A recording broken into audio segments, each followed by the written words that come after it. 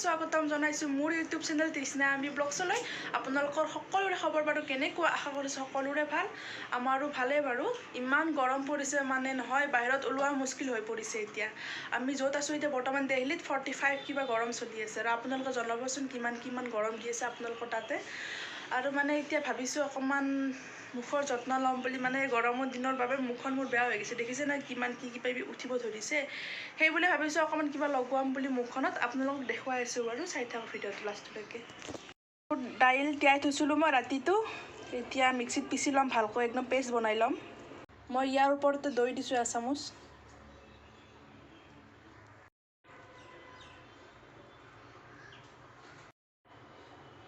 ইয়াতে অকণমান নেমুৰ ৰসো দিছোঁ মই।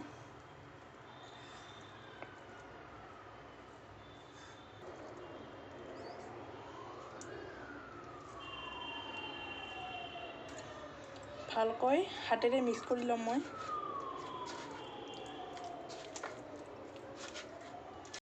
এতিয়া পেষ্টখিনি ৰেডি হৈ গ'ল, এতিয়া ভালকৈ মুখত লগাই থৈ দিম মই, 15 মিনিটমান লগাই থৈ দিম। এতিয়া দেখিয়ে মোৰ নিজৰতে হাঁহি উঠিছে, মানে মুখেৰে একো ক'ব পৰা নাই, আৰু লগাই কিনে ক'ব নালাগে, একো হাঁহিবও নালাগে। মই 15 মিনিট ৰেষ্ট ল'ম, আপোনালোকক লগ পাই আছোঁ। এতিয়া মোৰ মুখখন 15 মিনিট ৰাখিব হৈ গ'ল, এতিয়া ধুনীয়াকৈ ধোৱাৰ আগে মুখখন মালিচ কৰি ল'ম ধুনীয়াকৈ। ধুনীয়াকৈ গা পাও ধুই আহিলোঁ লগতে, আৰু লগাই কিনে মই ভালেই পালোঁ বাৰু।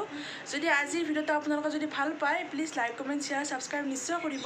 তেতিয়ালৈকে আপোনালোকৰ নেক্সট এটা ব্লগ ভিডিঅ'ত লগ পাম। Bye bye.